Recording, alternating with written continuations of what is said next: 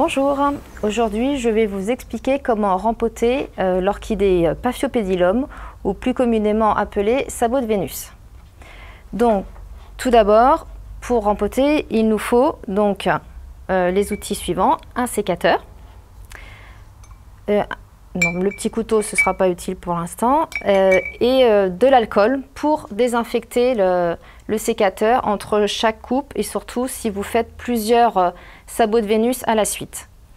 Ce que vous pouvez faire aussi, c'est après, une fois trempé dans l'alcool, le brûler avec une flamme de briquet. Et ensuite, il nous faut donc le substrat pour rempoter donc votre sabot de Vénus. Donc c'est de l'écorce petite, environ 10 mm, avec de la mousse polyuréthane, qui elle en fait va permettre de redonner de l'humidité à la plante entre chaque arrosage. En fait, ça va se gorger d'eau et puis vos petites racines de sabot de Vénus vont venir se coller à elle, et ça va lui redonner de l'eau, de l'humidité. Et puis des petites billes d'argile qui elles vont alléger le substrat, et là on ne le voit pas, mais de la dolomie qui va apporter la petite touche de calcaire, parce qu'il faut savoir que souvent les sabots de Vénus poussent dans la nature sur des roches calcaires. Donc c'est l'une des orchidées dans laquelle on va apporter du calcaire pour la culture. Donc on va déjà, le rempotage se fait toujours de mars jusqu'à juillet, toujours sur une orchidée qui n'a plus de fleurs. Donc là, celle-ci, c'est très bien, elle est fanée. Et sur celle-là, bon, là, on est sur une tige qui est en fin de fleurs. Donc, je vais la couper. Donc, ici. Ensuite, donc, je mets bien la petite étiquette de variété de côté, parce qu'après, on ne se rappellera plus de son nom. Et là, on va démoter.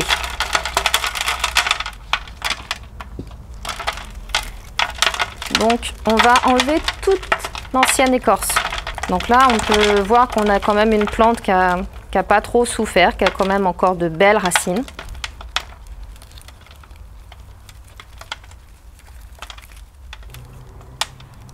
Donc, on va nettoyer, enfin faire un nettoyage des racines. On va enlever toutes celles qui sont un peu pourries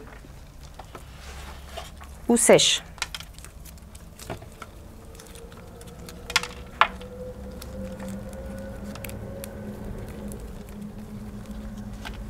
Donc là, on a un petit qui s'est défait naturellement tout seul.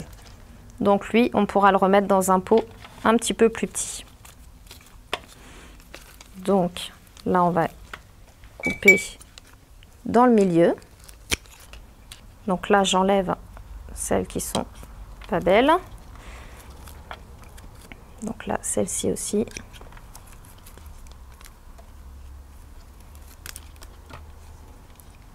Et on va, hop.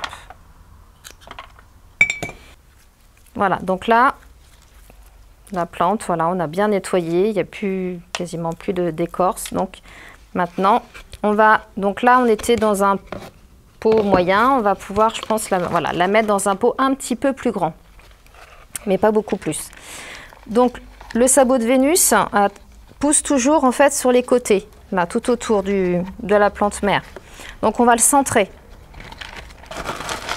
Et on va bien le maintenir dans le pot, et on va remplir de chaque côté avec l'écorce. Et on tasse au fur et à mesure.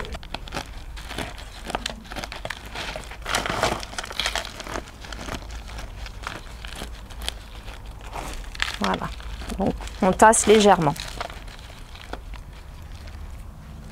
Voilà, donc on n'enterre pas non plus de trop la base de la plante, hein, sinon on risque de la faire pourrir. Donc là, on a un petit qu'on va pouvoir lui rempoter dans un plus petit pot. Donc j'enlève quelques racines quand même parce que elles sont un peu longues. Je les raccourcis. Donc le petit qui s'est détaché tout seul, donc lui, plutôt que de le jeter, on va essayer de le rempoter quand même dans un plus petit pot. Alors c'est vrai que lorsque vous voulez obtenir 2 pieds de la même plante, il faut quand même que vous ayez au moins 3-4 pouces ensemble. Bon là celui-ci il est parti tout seul, donc on va quand même lui donner sa chance. Donc on procède de la même manière, on va le centrer.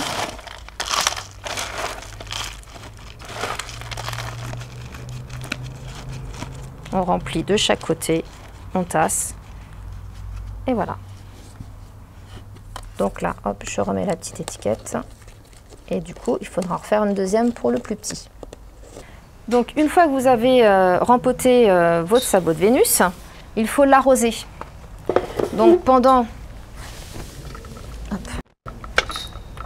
un mois et demi, on préconise toujours de baigner ces orchidées pour les arroser. Sauf qu'après un rempotage, il faut éviter.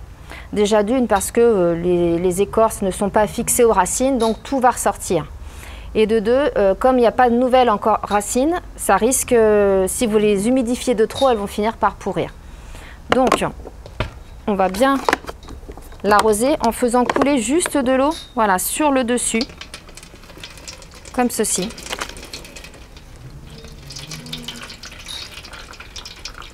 Vraiment partout.